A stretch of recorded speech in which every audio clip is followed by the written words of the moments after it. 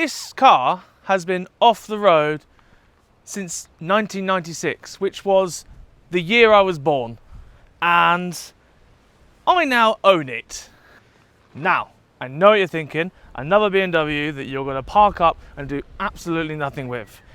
That is where you're wrong, because this E23 728i automatic in white is actually going to be taking us over 3,000 miles at the end of the month. We have just come back from a road trip and we're already planning the next one, and this one needs to take us all the way to Poland and make our way all the way back to Le Mans Classic in just under 3 weeks. And like I said, this has been parked for 28 years.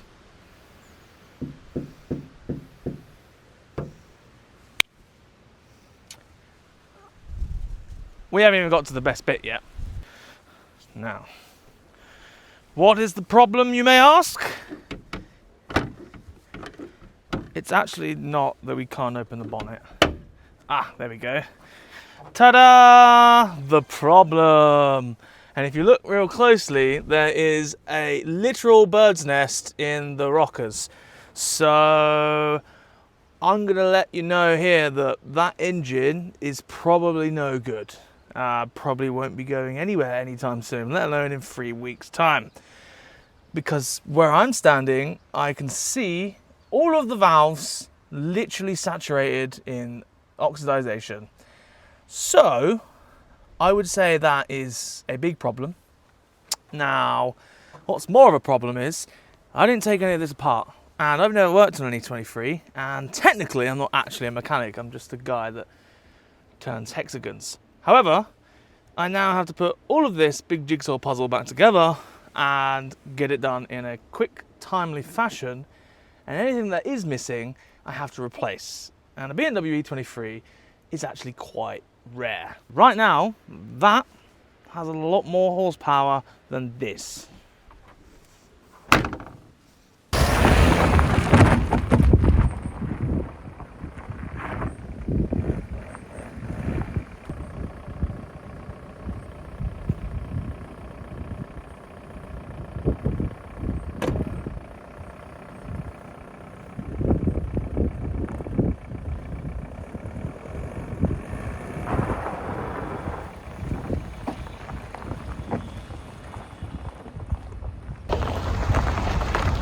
Now, as I'm being towed, I will jump into what we're going to do and what the plan is. But before that, let's go back and get the backstory of this car, because it's got a cool little story to it. So let's go back to the time where we picked it up 2 months ago.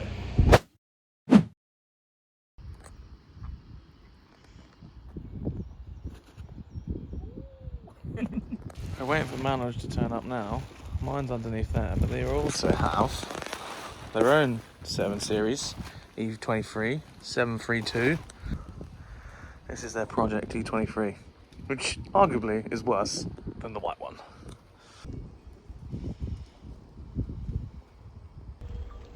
Thank you very much for inviting me down. Earlier this year, I put a post up on Instagram saying that I would really like to own an E23 in future. And then Manoj from ATP Cars messaged me directly and said, look, I have the perfect E23 for you. And here is what he showed me.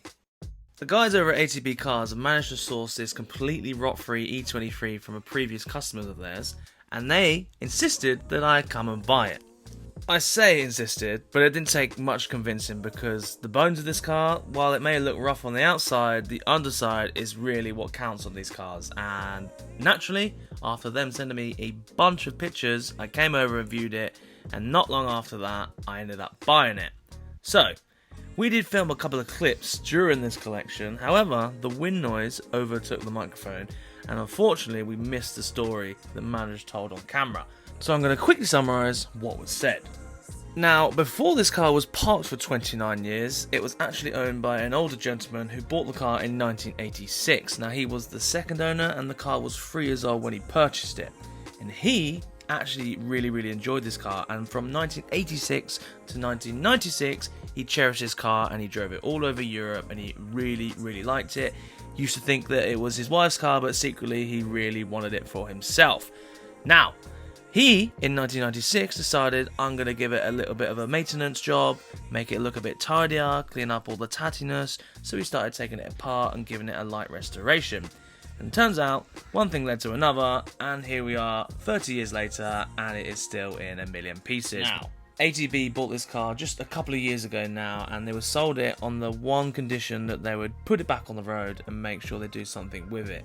However, you'll see in a couple clips time that they also have the same problem as me, where they buy way too many project cars, mainly BMWs, and you'll see that they have their hands already full. So they did reach out to me because they knew that I would probably get it done, and I am going to get it done in this video. So thank you very much to ATB Cars for actually selling it to me. I really appreciate it. Go check out the links in the description for ATB Cars. They're a good bunch of guys, and they really have looked after me with this one. So let's get it back to their workshop and start digging into it. We're on the way home. Got the 7 on the trailer. Let me do a little flick so you can see it now. Don't flick anything. Do a Don Musk where the trailer just flips down the road. Not happening. Pizda dai! Look at that. Sunset. E23 home. Back to the workshop. Look at it. It's like golden hour, we just missed it. Oh. Let's get it unloaded.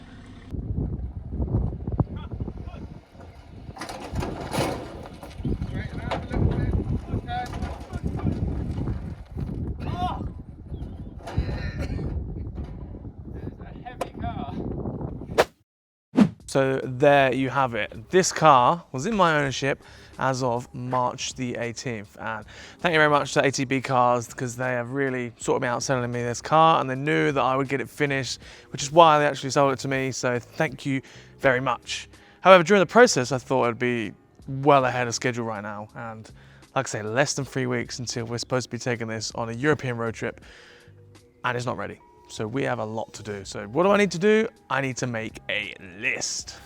But how do you actually make a list? It's sort of like overwhelming on where you actually want to start. The most important thing about having an old car is if everything is there. And supposedly everything is here in the car, which we do need to go through to make a list of what we're going to need to order, etc. But I didn't take it apart, which makes things a lot worse to do, especially in such a short deadline. And on top of that, usually you'd think, oh, this guy's got a workshop, he can just do it all on the ramp, it would be a piece of piss. That's wrong, because we have a full restoration here, lots of work here, I don't have a spare ramp. So all of this is actually going to be done on the floor. So what do we need to order? I think the best place to start is under here, because obviously if you don't have this, you have nothing. So this engine, this car is a 728, so it's an M30 B28, and it's quite a rare engine, really rare, like sort of period of BMW where they did quite a small engine, and lots of other similar engines in a bigger size, like the 3.3, 3 litre, 3.5. This one being the 2.8, not really sought after. People did swap them out for 3.5s, etc, etc. It's a sort of like a good engine, but sort of the long lost, forgotten, nobody cared about engine. So we need another one of them, and probably quite rare to find. And I didn't take any of it apart, and it looks absolutely toast. So the thought of rebuilding it is probably out the window. So luckily for me, Facebook Marketplace came through at the last minute, which I didn't think was going to happen. I thought I was going to have to engine swap it, put a big 3.5 in it, etc, etc. But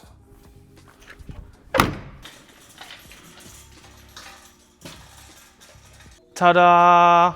I am so glad that this turned up on Facebook for the price it did. £400 for a complete M30, and it is a 728 engine, so M30 B28, came out of an E23, really nice E23 as well. So it's had like lots of servicing done in its life. It's had a recent alternator, a recent starter motor that comes with everything attached. I mean everything, MAF, airflow sensor, fuel rail, everything. So the gentleman seemed legit on Facebook. I've never met the guy, but he seemed like a really nice guy.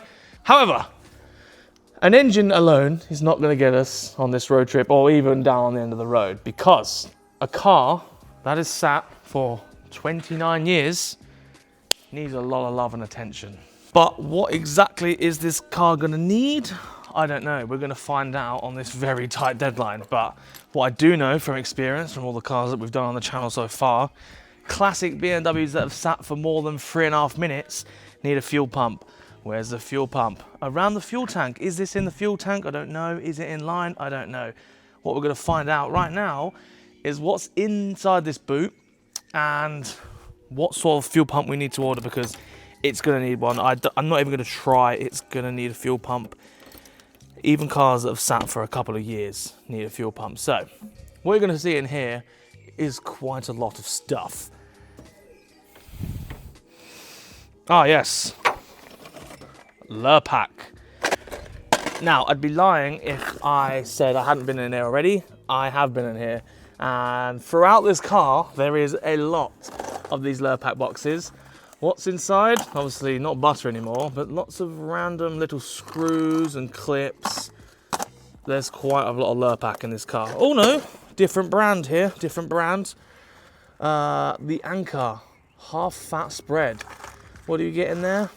Exhaust gaskets and self tappers and a rubber O-ring. Probably all of this is going to be no good, so we're just going to have a look through here and see the bits that we need, see if we can identify some of the bits that we have, and hopefully we come up with something and a plan and a little list of what we need to order in the very, very short time frame. Now, the guy obviously was quite particular of how we took things apart.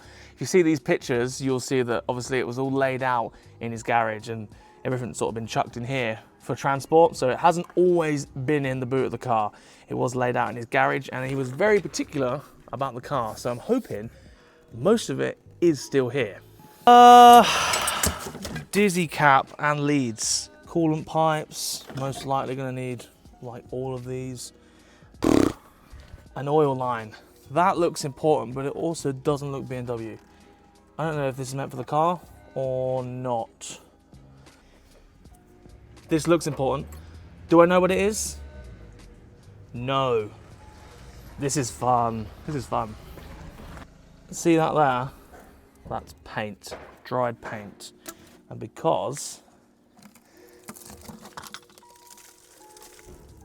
this paint can is empty and it is all inside here because the tin's rotted away. I thought I could smell paint. That's no good. Oh, it's rotted. Oh, it smells so bad. That is not good. However, there is a sheet underneath all of this. So luckily, that sheet is in there. Hopefully I just hadn't seeped through underneath, but I'm not holding any promises. But what we do need to do is just get all of this out. Get it all out and go through it on the floor, because in here is no good. Ah, these grills go on the bonnet. There is some good stuff. That's a battery clamp. I'm hoping pretty much everything is in here. But yeah, that's why we need to go through it.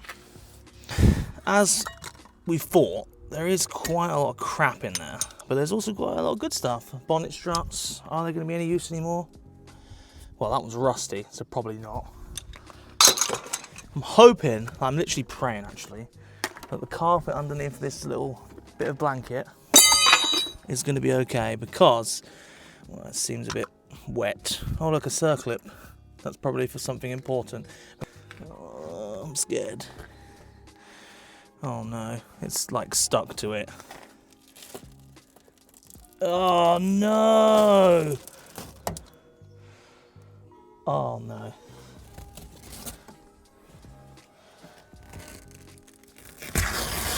Oh. Oh man, that is a shame. Oh, has it seeped through that as well? Shit.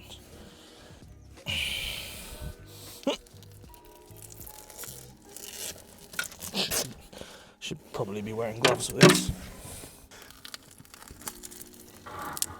Oh! Wow.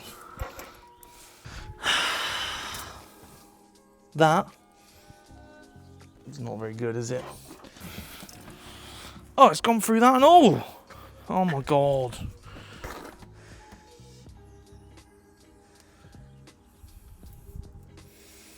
It's like eaten into the sound ending. It's gone all soft. Anyway, fuel pump's in there. Now, this is quite an important part of figuring out whether we're going to have a good time or a bad time, because not only do we get to see what sort of fuel pump we need to order, we also get to see the condition of the fuel tank, which is a steel fuel tank. And obviously, to make sure your fuel tanks last, well, realistically you should use them. As soon as you stop using them, that's when they go bad, especially if they're left with a bunch of fuel in. Now, I've looked underneath this car and the fuel tank is disconnected and it has a little bolt in the end of the fuel pipe. So I'm not sure if that's a good idea or a bad idea, but hopefully it's not that bad inside.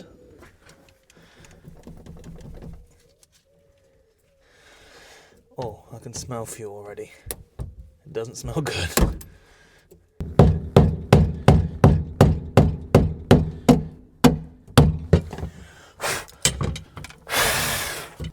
Oh. Ooh. Ah. I don't know if you saw that. That's quite syrupy. Oh dear. Oh my lord. It's a fuel pump. Oh. Oh dear. I don't. Oh. We may need a fuel tank. That is a really bad colour. Oh no. Can you see that?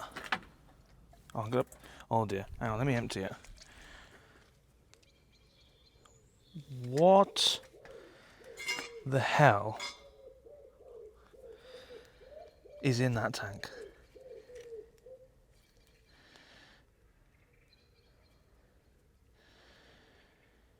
Oh my god. I've never seen anything like it. Oh, I need to do a bit of research because I don't even know if this is the fuel pumps in here. I don't think it is, but look at me. Look at the state of me. God, the fuel sender really didn't look too happy, did it? I'm gonna put this in there. See if I can reach the bottom and see if there's anything at the bottom of the tank, because sometimes you can get it where the filter itself can sort of break down, and it's just a filter that's like all gunged up like that because it has a reaction to the fuel and stuff, and sometimes the tank can be clean. However, this has got 3/4 of a tank in it and has done for 29 years.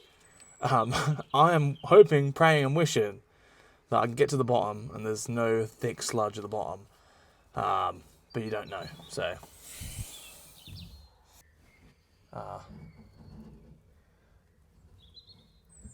oh. Yeah, that tank is toast.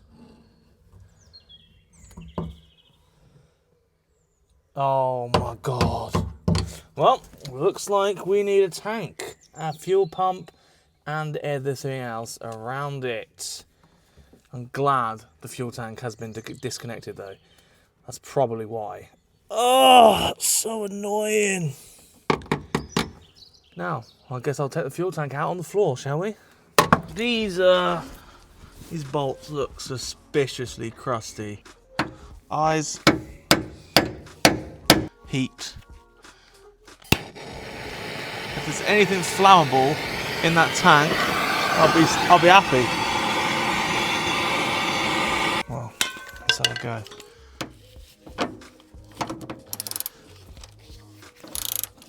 Oh, mate. Something's gone wrong. That was like finger tight butter.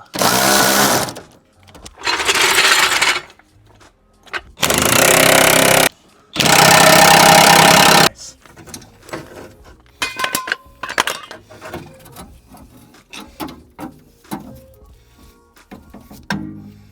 That's the fuel tank strap. That's no longer attached.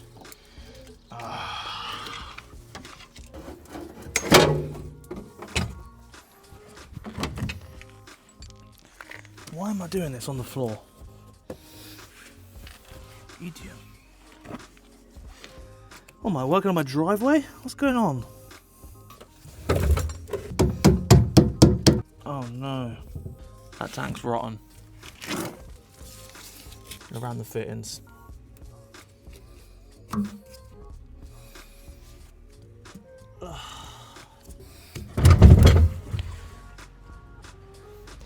there's any concern, I won't be cleaning the inside of this tank anymore, as it's fogged.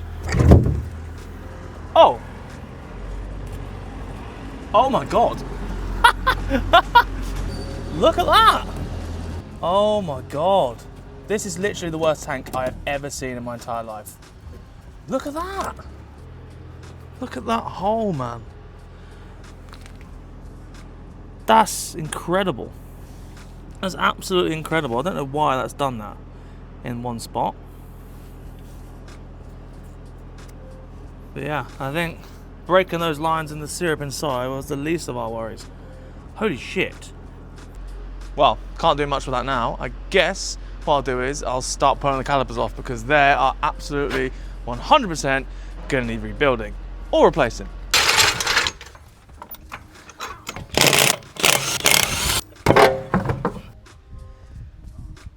The underside of this is very good. They're usually completely rotten. All around here, everywhere. But this car is so good. That's one of the reasons I bought the car.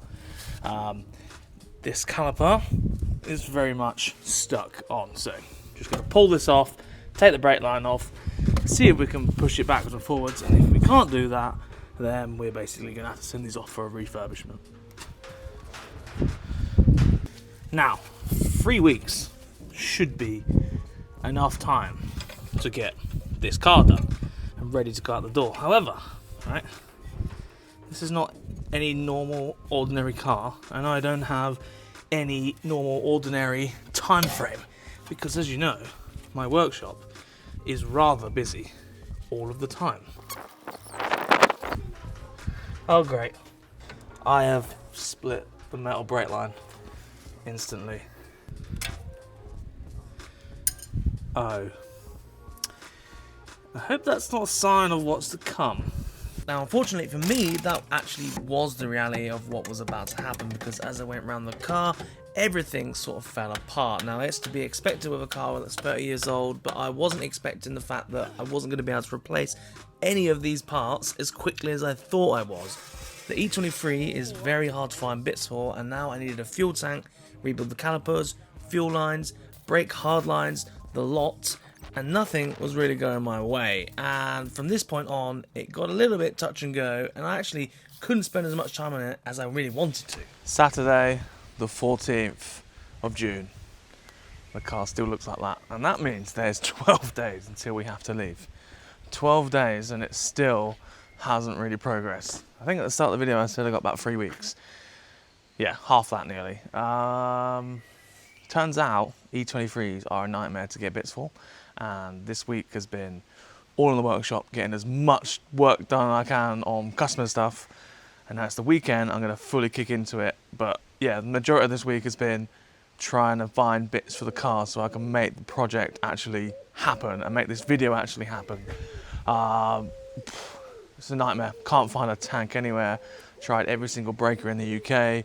Tried lots of old forum posts and pictures, and BMW themselves don't have. It's just can't find anything. So while that's still going on, and I'm still looking for lots of other little parts, today is the first day where we actually dig in to make some proper progress, and I'm going to be ripping the engine out and hopefully swapping anything over that needs to be swapped over and getting this car fully back on the road. Hopefully that kickstarts the motivation and the momentum into getting this done in such a small amount of time. There is a forfeit car, Mazda Demio. If you checked out the last video, you will know that's the forfeit car. If this doesn't make it, we'll see. Anyway, let's start ripping it apart.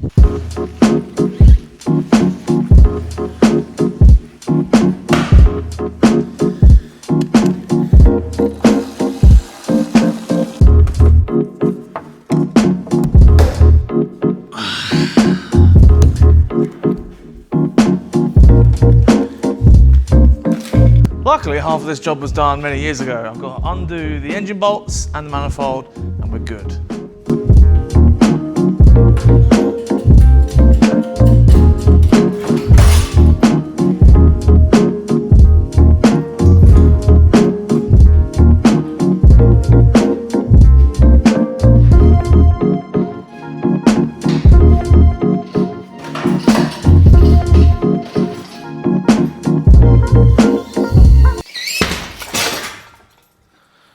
Oh, look how much water's coming out of it. I've got to let it out. It will just drain away.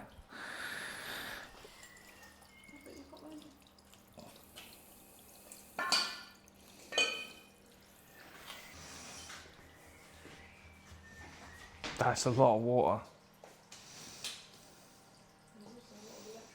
I can't believe it's seized. What may or may not be apparent right now is that this engine is seized.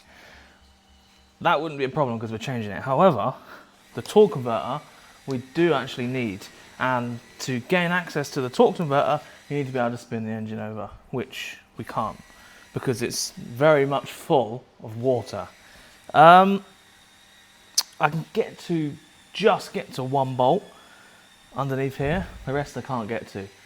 So I need to spin this engine over somehow, but I don't know how I'm going to be able to do that. But I do have this. Ta-da! A torque converter from this E24 that I broke last year.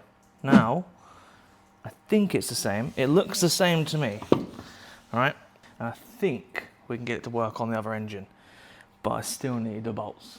So if I can get one out, I can match it up to the rest of them and probably get some others. But the other one is behind the bell housing here, and the other one is right down there that you can't get any of them. This has made my life so stressful.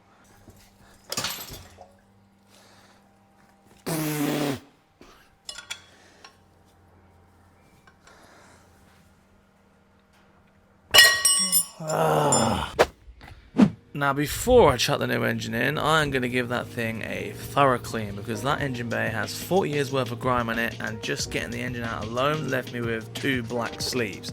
So, get the purple power out and give this thing a bit of a birthday.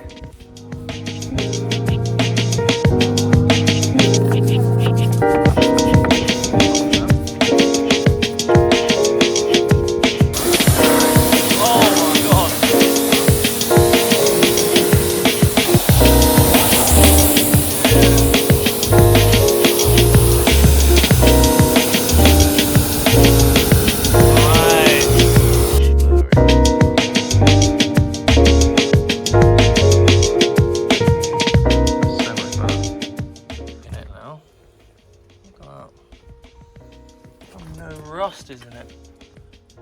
Cementer.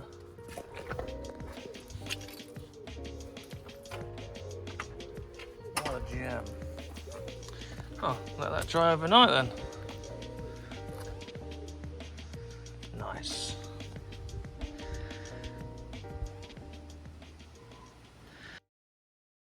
Right, we continue with the brakes.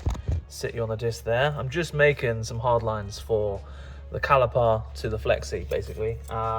It's starting to rain. Well, it's literally raining. Outside on the floor on a Sunday afternoon. Probably see the rain's getting worse. Oh no, don't get any worse. Just work on the floor stuff.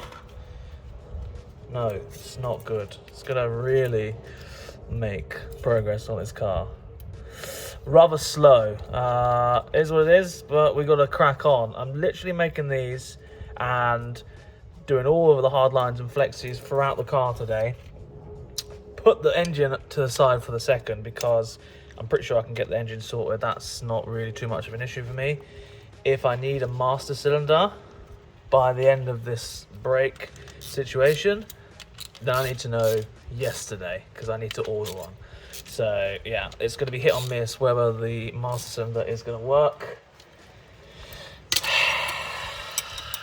But you need to get all of these bits done beforehand.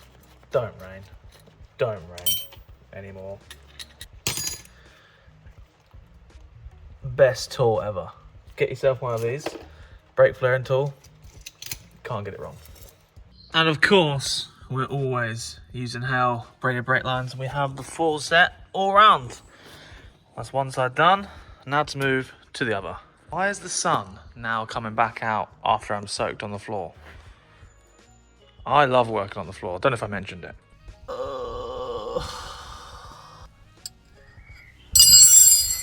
How did I sign myself up for this one? Stay tuned to find out how terrible my life is. Where is that going then? That's actually undone. Oh, 7 Series. Thailand we go with this one. I'm driving this to Thailand, I've decided. For once, something is going my way. And now we have one corner complete. Hell brake flexies. We've got calipers, pads. We could get brand new calipers for the rear, but not the fronts. So the fronts are refurbed. And then the rears are obviously new because I think they share the same with E24, E28, E34 as well, maybe. Obviously, the discs are on here for temporary measure. We do have new discs on the way, but they are not here just yet. But yeah, everything is all buttoned up. Now, to do the other side, and then we can start putting some actual brake fluid in it. Right, we officially have a system fully plumbed together. Now, I'm going to put some brake fluid in it and wait for my wonderful girlfriend to arrive. And she's going to basically wet vac the interior and then going to bleed the brakes together. Fun fact about this car, which may or not actually be true, but I'm going to tell you anyway. This car here was the first car ever to have ABS, allegedly. And it also, because of that, it doesn't have a traditional brake booster. So if you look here, we have what would usually be a brake booster. Now, this is mad confusing stuff, so I hope all of this works, because if not, we're in a little bit of trouble. So instead of having like a air vacuum brake booster like you traditionally would, it has a hydraulic system. So we have hydraulic lines coming off of here, and that goes all the way across, and then it all sort of tees into the automatic transmission fluid, I do believe. So I think it all runs off the power steering pump at the same time, and it has an accumulator, which I'll show you. So this accumulator, all these fancy lines which are hanging around down there, all plumb into here, and this also is full of automatic transmission fluid, I do believe. I think so. I never messed with this, so I don't know. But this sits over the other side of the engine bay there, and all these pipes go to it. Now, if none of this works, I'm going to be so upset, because I don't know how to fix any of that stuff, or definitely won't be able to get it in time for the trip, and that would mean I'd have to drive the Mazda. Anyway, I'm going to put some brake fluid in here and wait for my lovely girlfriend, but I just thought I'd share you that fact that may actually not even be true. I might just be completely lying to you. Who knows? We'll soon find out.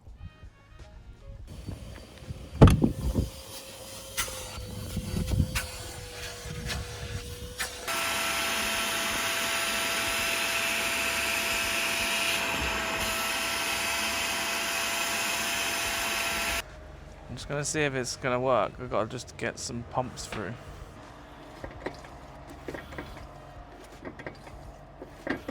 Right, down.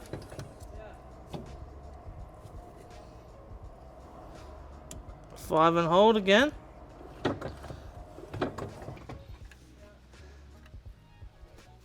Oh.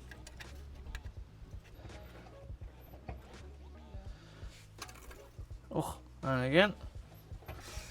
Do 10 and hold. Oh, don't worry. Fuck's sake. There's a burst brake line. That's why I'm getting air. Oh. Right on the top. Gonna have to fix that. Great. Luckily, we have a really good car and the brake lines are good here. And it did get a bit crusty up there. But I wire wheeled them and I thought they'd be alright. But we can just put a joiner here all the way for both of them. Look how good this car is. It's actually amazing. Someone's jacked up on it there, annoyingly, but it is what it is. What a good car. Okay, so it is a Tuesday evening, it's 8 PM. I've swapped the wiring loom over. The loom that was in the car, I put it onto the new engine. So we've got no solder or anything to do for the wiring loom. I'm obviously about to put it back in. The new torque converter, new to us, second-hand, hasn't been used in over 20 years. Torque converter is in the gearbox bell housing. So I'm hoping that I can literally just put it in and drop it in and it all goes really easy and well. However, nothing on this car has gone very easy and well, so I'm not quite sure if that is the case. It's also really nice to be working at 8 PM because this week is 27 to 32 degrees all week, and I don't know if I've said it before, but where the sun is, it starts over there and it goes all the way to there, to like 8 PM, and this is, in here is like a absolute magnifying glass for heat, and you're just in the sun all day. So it's horrendous. So it's actually finally cooled down now, so I can actually do some work, but I've been working inside here all day, and now I'm finally getting the time to do this. So hopefully I don't drop this massive engine on the front balance, because that would be very sad. And I don't actually trust this ratchet strap too much, but I'm willing to take the risk because I don't have anything else.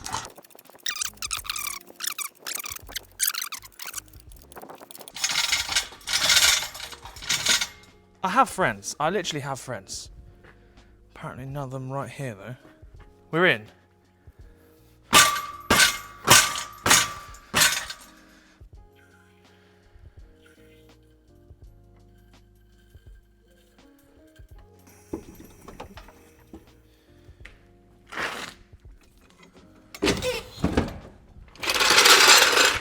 It is 10:30 PM and the engine is finally sat on its own mounts. Now, I struggled a lot with that. That really did not want to go in. Has a big motor and actually quite a small engine bay. There's not much room right here. The reason it wouldn't go in for ages, the exhaust stabilization mount, which bolts onto the back of the gearbox and holds onto the exhaust like that, when the gearbox fell off its gearbox cradle rubbers, because they're broken, I've got new ones on the way, this has twisted and it was pulling the box into a certain way, and it was still attached to the gearbox exhaust, and it was causing great difficulty. And now, after removing it and playing musical jacks and leverage and ratchet straps, it's now sat on its mounts. And 10:30, I'm gonna go and push this back and go home. This is the annoying thing. I have to keep pushing it back out the way.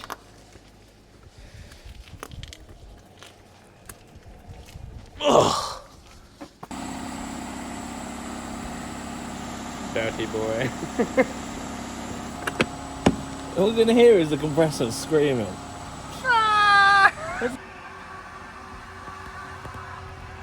So, we are officially about to turn the key for the first time. Now, it's not ready to run, so if it does fire into life, I can't keep it running. It's 8:30 on a Wednesday, so this time next week we are supposed to be in Europe. I'm not quite there yet. Everything is kind of bolted in just to make it work. I've got a jerry can rigged up at the back to give us some fuel. Batteries on, all the earths are on. Had a couple of issues today with the HT leader broke, a couple of little cooling issues that we've got to sort, but I may or may have not stolen a couple of coolant pipes off the Red E23. That car will get a lot of love in the future, but for now, this is much more important. And I'm hoping it will start now. I just need to know if it's going to work. I've got the fuel line disconnected on the feed because any crud that's inside the fitting or the fuel pump line, I want to make sure it's coming out of the line before we put it into the engine. And yeah, this is going to be the first turn of the key. Hopefully it all sounds good. This is very stressful. I hate this bit.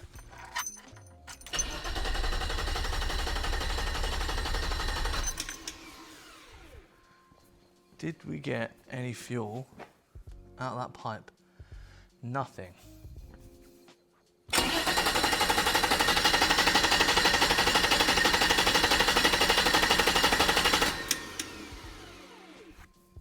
Right, okay. We're getting no fuel. Why is the fuel not working? Which one is the fuel? It doesn't tell you. Maybe there's a relay taken out of it or something. I'll tell you what. Just to make my life a little bit nicer and calmer, just gonna see if we got a spark by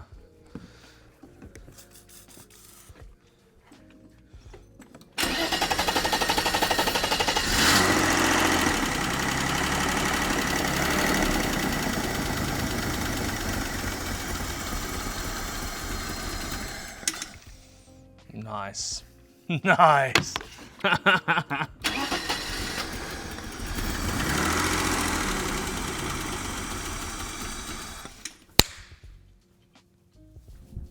Yes. Sounds good as well. Sounds really good. That's a bonus. I just need to figure out why we don't have any fuel pump situation, and we'll be good to go. Oh, I'm happy now. Definitely going to sleep easy. I think I'm going to have an early night tonight. Today has been a killer. It's been so hot. And I think I'm going to have a full day on this tomorrow. Oh, what a good feeling. What a good feeling. Right, after some figuring out and some Googling, we should have a fuel pump that works now. There was a fuse missing in the fuse box. Probably was taken out when they were removed the fuel pump for the first time. So it should run on its own because I had some fuel out, got all the dirty fuel out of the original line, and it should run under its own power now. So let's fingers crossed.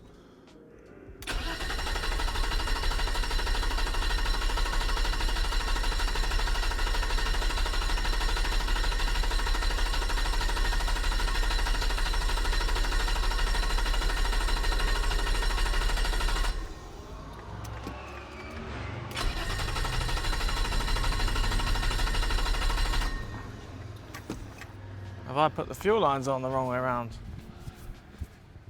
I thought the feed would be here, and then the return would be, maybe I've got the, Let's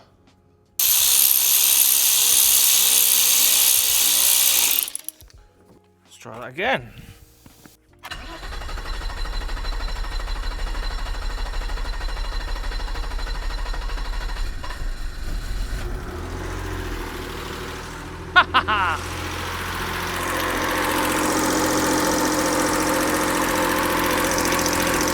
Yes! Under its own power.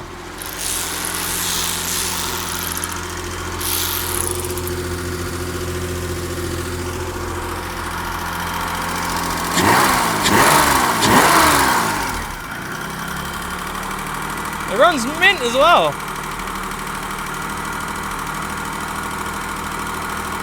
Nice.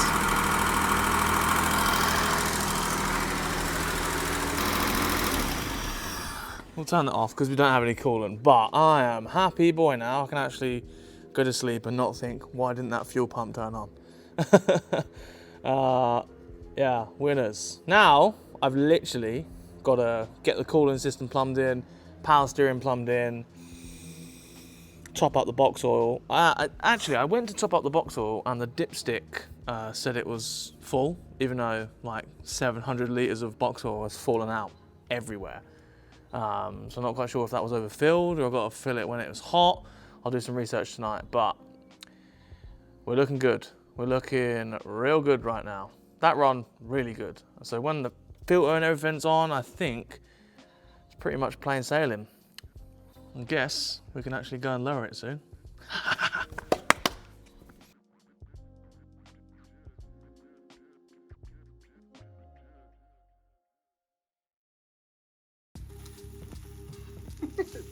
Pac-Man. Don't break the burgers.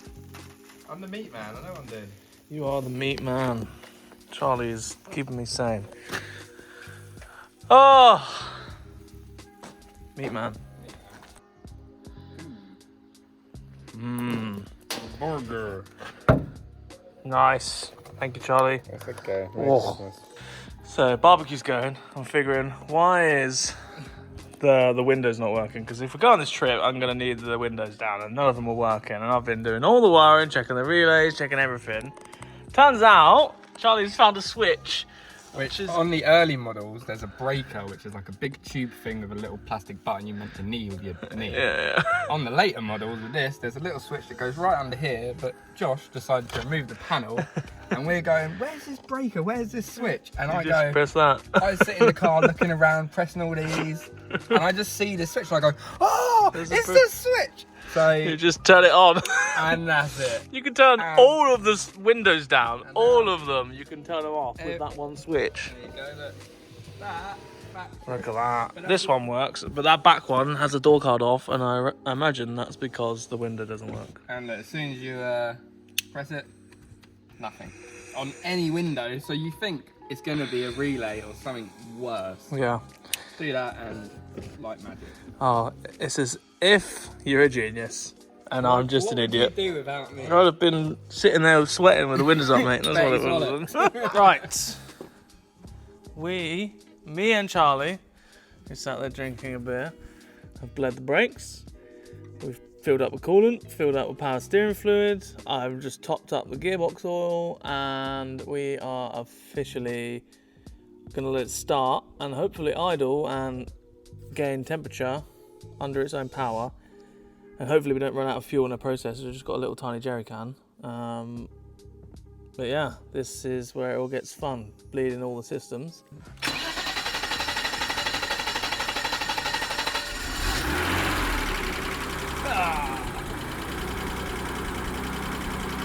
What a beauty!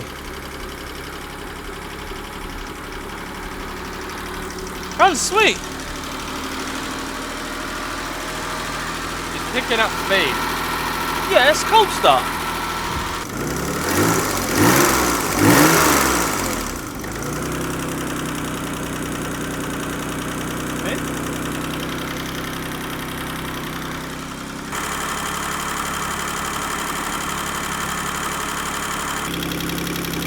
Does the rev counter work?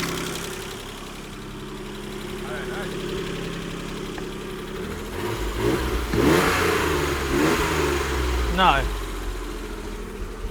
Well, thermostat's open. It seems like it's bled.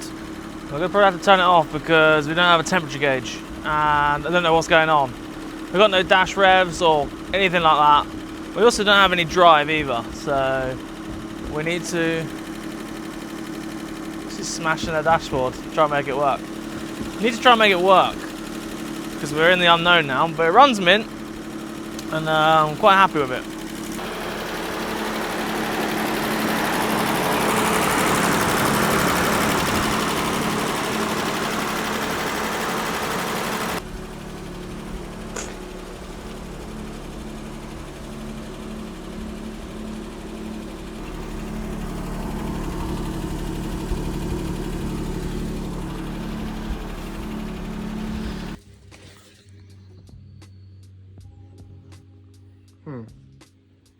Gearbox is throwing oil everywhere.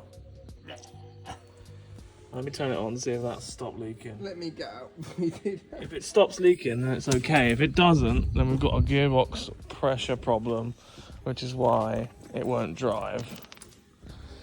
Turn it on.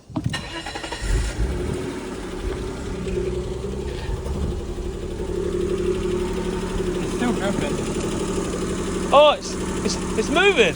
What? Ah! Yes. Okay. Wow. Okay. Well, let's just run it through the gears, I guess.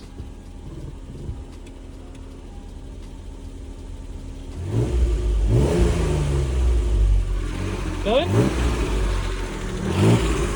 It's not doing much, but give it a constant throttle.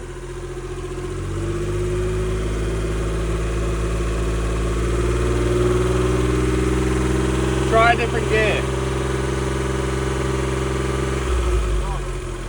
It's moving very slowly. Oh, it stopped.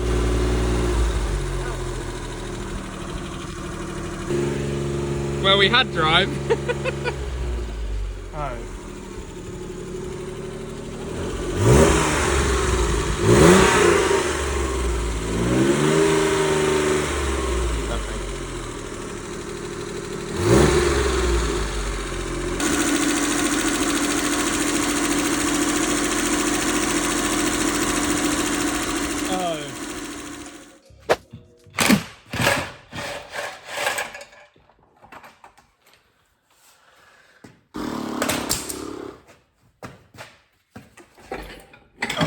Oh, okay. I didn't expect it to come out that quick.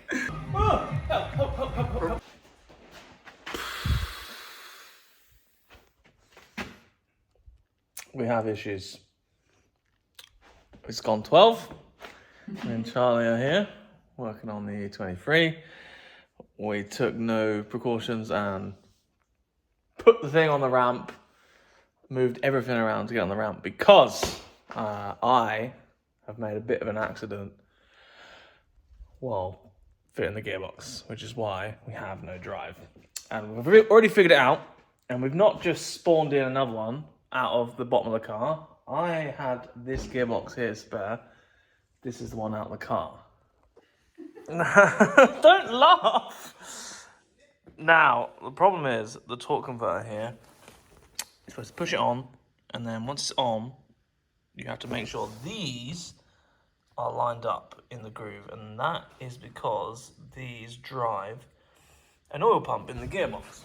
Now, if you come to this one right here, I don't know if I'm going to be able to get on camera.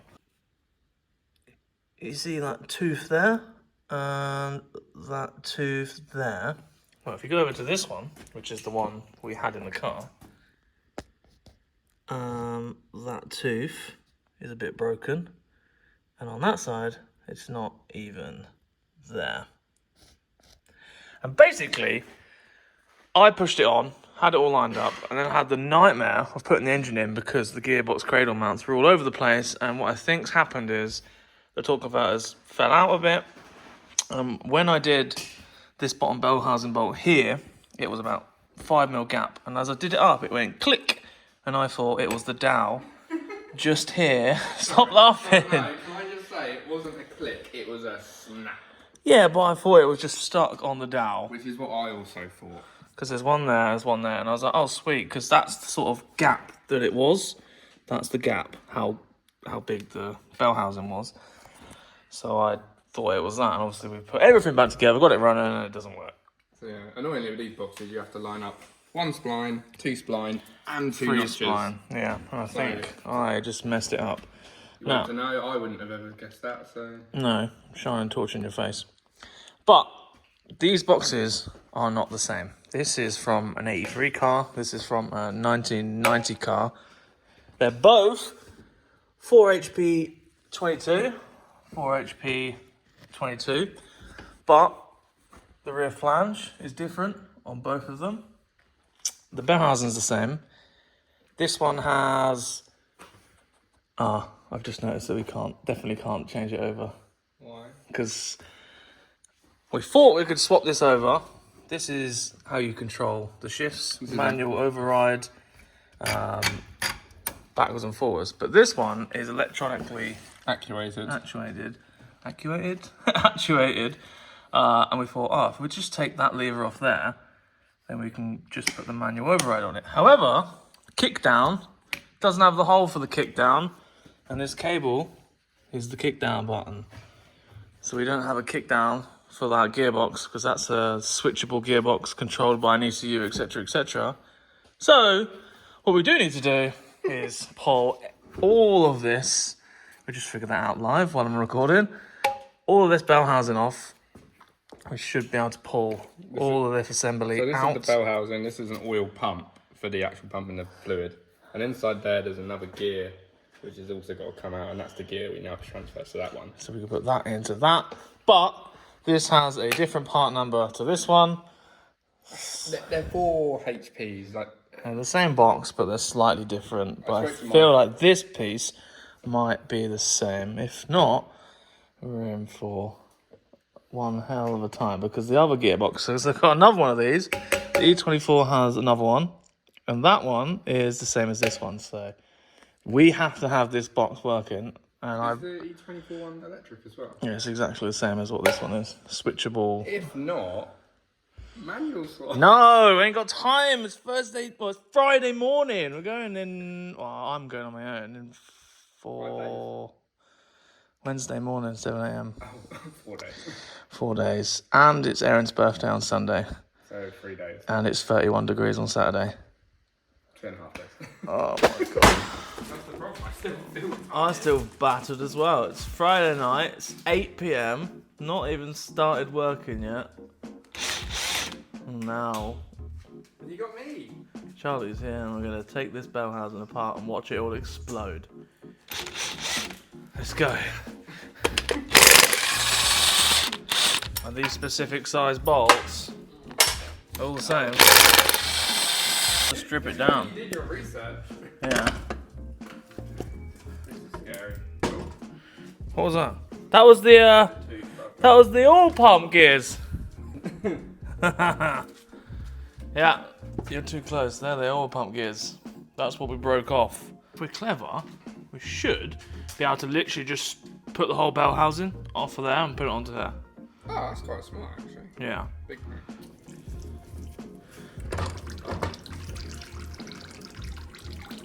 I thought that was going to be like a lot worse. D301.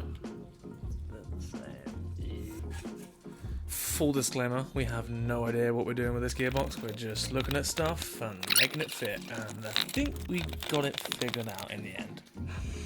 Turns out every time we pull it apart, it gets like it's like what those Russian dolls. The Russian dolls when they get bigger as you take another one out the inside. Yeah, I can't remember what they're called, but we've put it off and it was just like, Oh, oh, there's more in it. there's another layer to the puzzle. I hope this works because we have no idea what we're doing, and this is quite literally last resort. Oh, well, the gearbox is never easy. And we're no gearbox mechanics. We are now. Once this is done, do it like that, and then we're gonna strip all the threads out in the box for a laugh. Just to add to the frustration and misery so far. You know what? For a blown up gear, it spins really well. We take anything you want. Oh, cheers, mate. We did it. The box is now together. Torque converter is in. Which we did put the torque converter in and was like, yeah, that's solid. And And then then I was just playing with it just before it was going up and it went dunk and I was like, ooh, thank God. Nearly round 2. That would have been an interesting session. I made a terrible video for the second time. Right, we're in for like the 3rd or 4th time. This is in now. It is so hard to get in. Yes. Yeah, let's go. It's like nearly 10 o'clock. Is it? Probably. I don't know. I feel like I've just been wiggling loads of transmission parts for about 4 hours. Well, the last clip we filmed was filmed for 10 minutes and it still wasn't in. We've probably been doing it for another 15, so it's like 25 I don't know what's minutes. going to take me longer, this video to edit or this car. Probably the car. So, what's time? What is the time? What is it? 10 past 1? Oh, like 10 o'clock. It's 20 to 1. 20 to 1? Shit. Yeah, the box is in. And I'm filling it up. I'm gonna put 2 litres in it and then just run it up. And hopefully we build pressure out of that line down there. We get some fluid out of there, do it up, and then that should mean that we have drive back in the E23. Hopefully. Fingers crossed. Because that was very stressful. I know.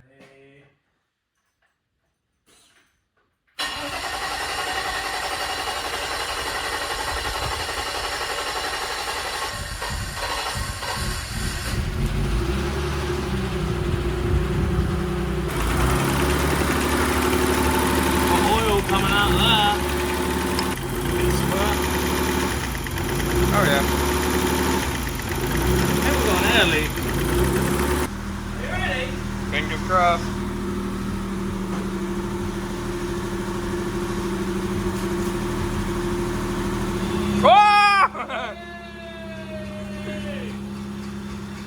Yeah.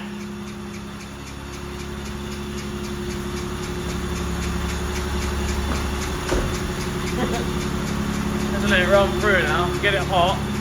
That's flying, look at it. It's been dry. Oh, so happy. I will say that wheel is definitely slightly buckled, so it's a good thing you got some new fancy wheels for this. Oh, Soon. secrets. Oh. Next day. Now, you saw that we got the car driving on the ramp. Haven't driven it actually on the road. Just need to double check the fluids and everything like that. But luckily, it shifts through all the gears, goes into reverse, park, everything. Seems really, really good. So when we get some new clocks, which I've not actually said, the clocks are dead. Very common on E23 that the clocks die. And a new set of clocks are like nearly 500 quid. So that's not very good. But it's a Saturday now and sort of in a weird area where I can't do certain things because I'm waiting on pieces and I can't find certain pieces. And I definitely can't afford to spend £500 on a set of new clocks. So for right now, I'm gonna move on to something that I do know will work. And that is, well, actually, I don't know if it'll work. Let me show you. BC Racing coilovers. Now, if you need some BC Racing coilovers, I'm actually an official dealer now. So I bought these. This is the first that I bought as a dealer, and they're going on the E23. However, they don't make coilovers for the E23.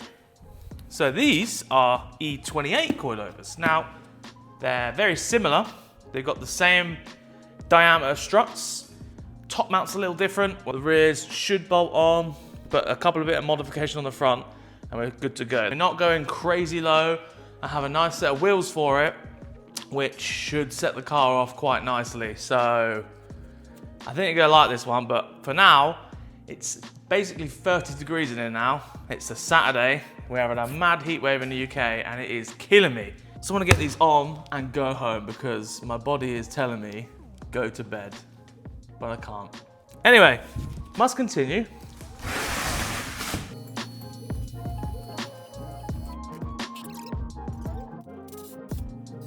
Now, what I'm about to do may be a bit brave to others. However, I am cutting up a brand new set of BCs because the drop link location on an E23 compared to the E28 is in a completely different place.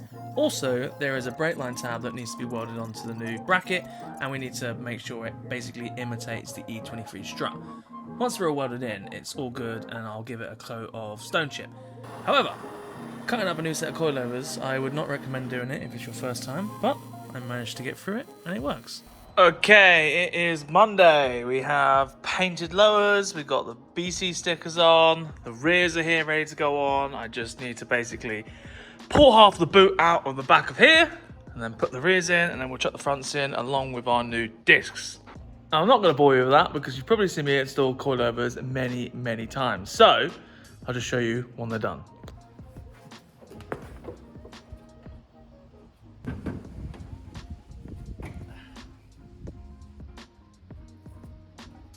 Not comfortable. Like I said before, I'm officially a BC Racing dealer. So if you want to buy some BCs, contact me directly. All my links are in the description. and I will sort you out. Right, it's a Monday evening, as you just saw. Got all the coilovers in, new brakes are on, everything is all buttoned up. So if we get this car on the floor, it should drive. But the problem is, I don't have a fuel tank, and I am still well up against it. Now, I found out, and I have been saying in this video, that we're leaving on Wednesday morning. Turns out we're leaving on Thursday morning, which is good, but it also doesn't really matter because I'm still up against it, and I don't have a fuel tank for the car in it. That is really concerning because I can't find anything. I've tried every single breaker in the UK, lots of individual people that have had 7 Series throughout the last 15 years. I have tried BMW, I've tried people in Europe. Nobody has a fuel tank for an E23, and if they do, I found one in Europe, which is obviously no good because I need it in the UK, and they wanted like 600 quid for a second-hand tank, which, to be fair, if that's what it's going to cost, that's what it's going to cost, but it's also in Europe, so it'll be like over £1,000 just to get a fuel tank, which is not going to be good, and it's definitely not going to work in our time frame. So I don't really know what I'm going to do, but we're working towards getting it done still for Thursday morning. Waiting to hear back from a few people that might have something, but yeah, I really don't know. Anything that I can do is fix all the things that are in my control. So some of you may have noticed that all of this body repair that was on the side of here just disappeared. And that's because my lovely girlfriend came over and she painted the side for me and just prettied up, really. The rest of the car is battered. I mean, this is all dented here. There's dents in the rear valance. It was dents here and stuff like that. The car is not perfect, and it's probably very apparent in the videos. This bit all here is fresh paint, and the rest of it is all flat white. It needs a good polish, but I've not had the time to polish it or pull it out or do anything like that because we're in a workshop. It's a very dusty environment and there's no point doing it yet. But the way that this deadline is going, there's a certain order I need to do things. And right now, I need to paint a few things before I go home tonight. So by tomorrow, those things are dry. And that being the bottom of these sills, at the front of here, it's been sanded down by the previous owner when he was doing all the body work, and I just want to repaint those black. I have a front valance over there that I do want to paint because it is grey in colour, just like this metal rear valance here. But the front valance is grey and it looks a bit poverty spec, so I want to paint that white. I've got some colour matched cans. I'm going to paint the mirrors at the same time. That's why they're dangling off, because those are also half white and half black, which is really not a good look. So I want to paint those as well. And then there's a couple of little patches on the driver's rear door, that side, that I just want to blow in around the arch and stuff. So yeah, just making it look a little bit more presentable. It's never going to be perfect. If you wanted it perfect, you'd have to give it a respray, and we're not going to be doing that because that's not really what we do around here. So I am going to paint some stuff this evening, and then once it's painted, tomorrow I can give it a wash, and once it's given it a wash, I can stick the wheels on that I bought for the car, and then the final reveal will look all that much better. Let's paint some stuff.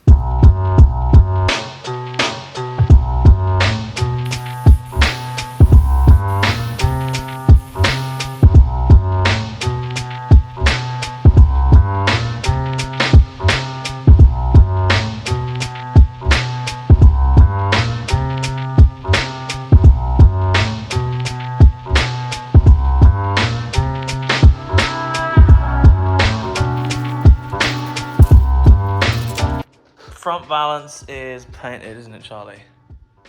Yes, and it's dry. So we now have to get the front bumper all built up, and it's got a ton of pieces on it. So I'll join you when we're about to stick the bumper on, because well, this is going to be really complicated, and we don't have any fixings, and there's about 400 pieces. Isn't it going to be fun? Yeah. I don't know if I've talked about this before, but the front bumper chrome pieces that we've got are all new old stock BMW from Euro car parts. Old Euro car parts. So we've got both corners, we've got these little joiner pieces in the middle, and maybe the middle bit somewhere. Hopefully, or is that painted? Is that why that little bit's painted? I don't know. But yeah, this is. Oh, yeah, it goes up. But then, Someone's going to be really upset because we're putting the best chrome that we could on this BMW, but not buying worse chrome to put on the car. But new old stock. Lucky to get this because probably costs a lot of money. But these go like this basically. Here's the middle piece. Look at that. New old stock. You know, it's like proper old when the dust comes. Yeah, the dust is horrible all over your hands. Euro car parts. That's it, stuck. But it's got the BMW sticker like underneath it. On the other pieces you can actually see it. Probably should have kept the part numbers for everyone, but I don't think you can still buy it from BMW anymore, so it doesn't matter. Ooh! Toto Wolf. Do you make it? No.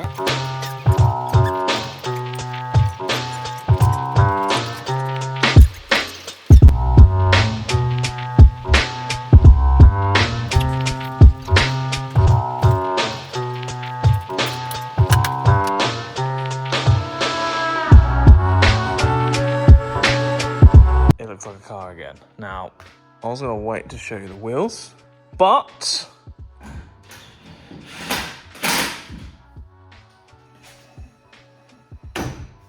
BBS RC090.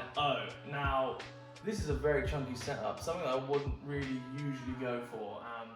I thought I'd go for a more sophisticated look with this car. Usually I'd have it a lot lower, stretch tyres and all that. And some people don't like it, and I think everyone can agree that this looks classy and very nice. And we're actually running quite a chunky tyre.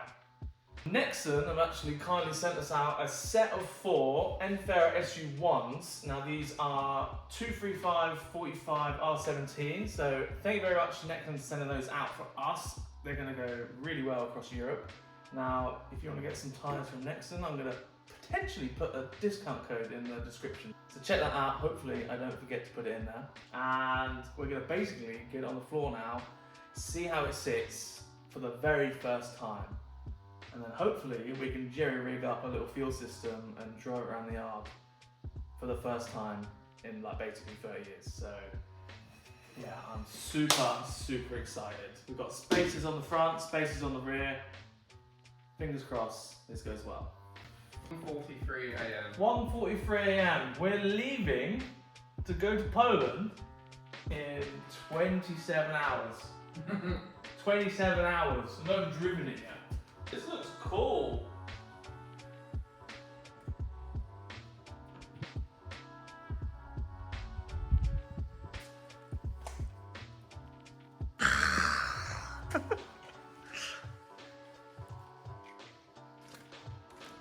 It does look very, very good. Now, I have to make it work and drive because it's probably going to rub the rear because we've got 25mm spaces on. And I just need to dial in the front. So I don't want it to settle loads after I've driven it for the first time. So I might raise it up like 5mm and go from there. But yeah, that looks really, really cool. I don't remember what the last time update we gave them was, but 3. yeah. It's now Not a bad time for a first drive, eh?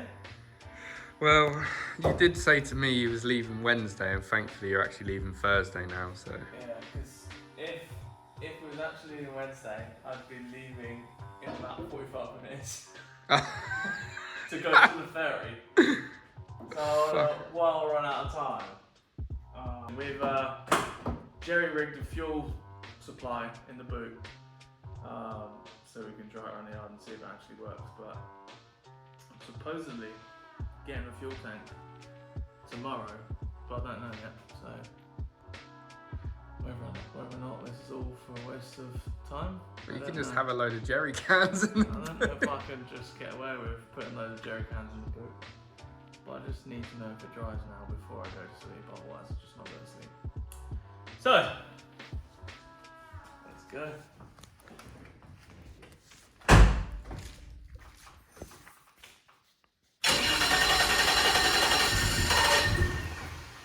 Oh.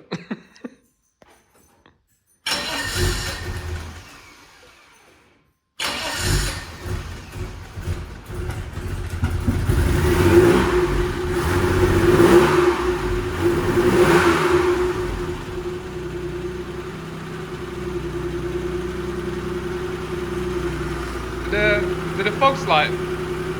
Did the fogs work?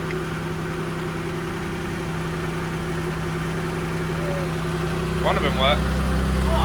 Ah, only one. This one.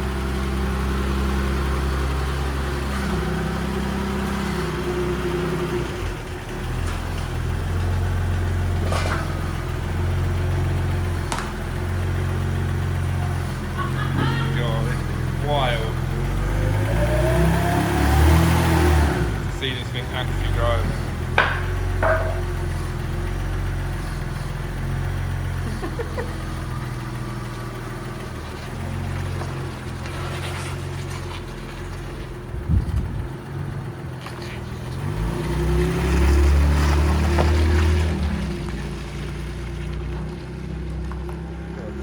It's so good at filming.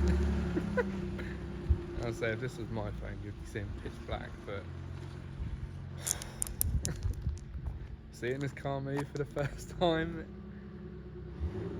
even since Josh's ownership, knowing it's been 30 years, I think it's been parked up. Wow, that is like amazing. Oh. The brakes work. The lights on. Rubbing on the arch a little bit. Got no lights on, everything works. Did you say to him that it identifies as a free? Oh yeah, I've got an E28 set of clocks in here, a diesel E28 with 315,000 kilometers on it. Which is not. I forgot to mention that. Yeah, there's literally the wrong set of clocks in it. They're straight out of an E28. They don't fit in here, but they're in there. Because our clocks are dead and they need a new SI board, and we don't have time.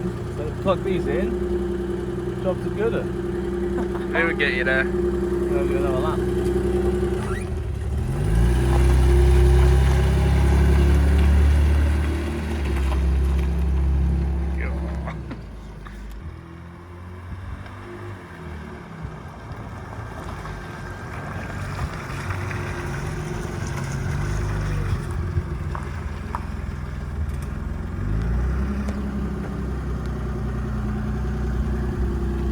Right.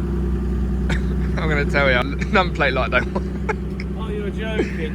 That was my job. And then, it works. And then the right brake light doesn't work. What?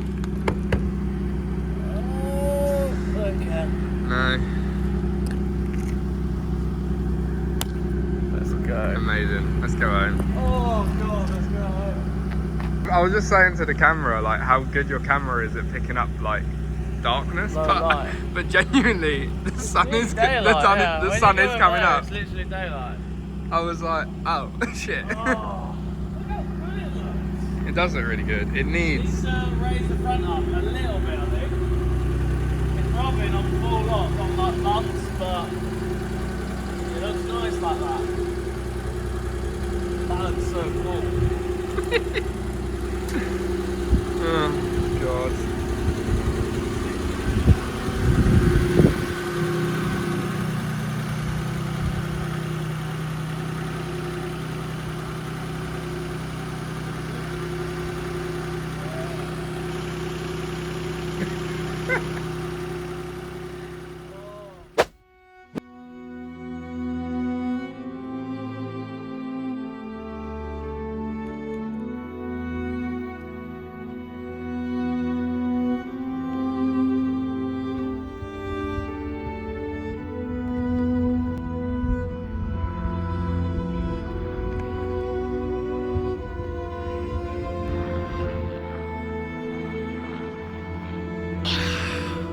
Well then, that was a late night, very, very late night, and obviously you saw that this car has driven around the yard under its own power for the first time in, I'm going to say it, 30 years.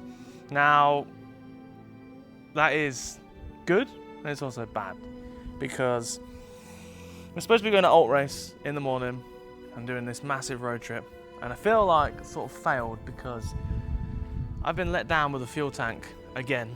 So I haven't got a fuel tank for the car, and without a fuel tank I can't go. Now I can't just jerry-rig a bunch of fuel cans in the back of the car. It's not going to be ideal for 3,000 mile road trip.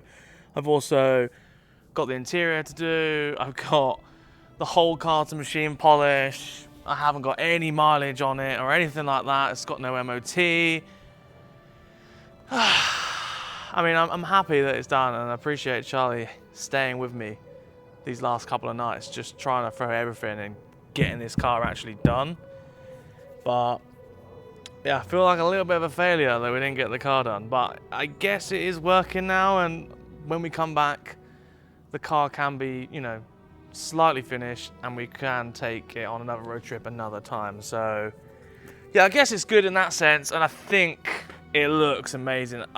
Despite it being absolutely filthy right now, the way it sits, the way that the big chunky tires are not really my thing usually, but I think it works in here so well. It looks so good. I think you can probably agree with me there. Very, very cool car. It's just a shame that I can't go and test it and drive it on the road and see what happens and hopefully gain some confidence in it, but I just can't do that. And we've basically run out of time. Like, we've run out of a lot of time, and I can't get this done as it should be for the trip. So yeah, I guess it's been a long journey. You've seen me struggle all the way through it, but we pulled through, and just that last 10%, we can't get it done. But next time we can take this car on a trip once it's actually finished, and I think we'll have a really good time. But yeah, let me know what you thought about this episode. It's probably going to be really long. I do apologise. And I'm not quite sure what I was filming. Halfway through, I was a little bit like, what am I filming? I'm just going for it. I'm just trying to get the car done as quickly and possible as I can. And it's killed me. It's literally like 1 PM right now. There's midges absolutely everywhere. That's why I keep itching my face.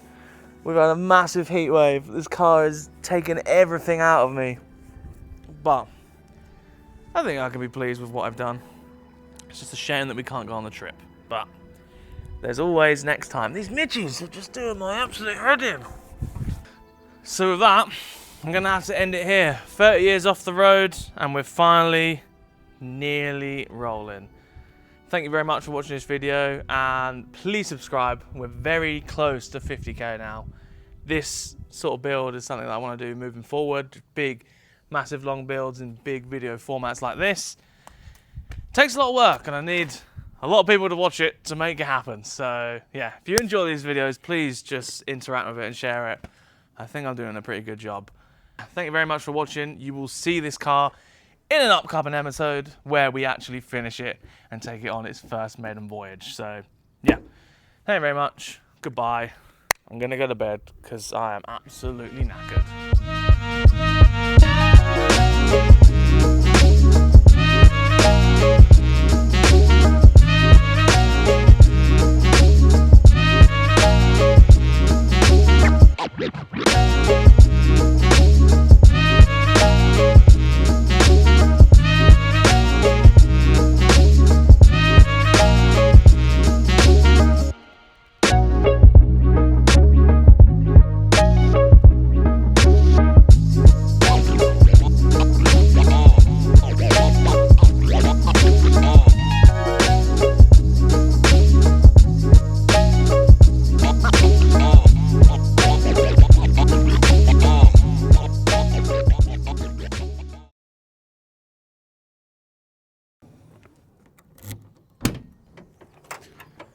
Do you really think I'd go through all that effort and not have a backup plan?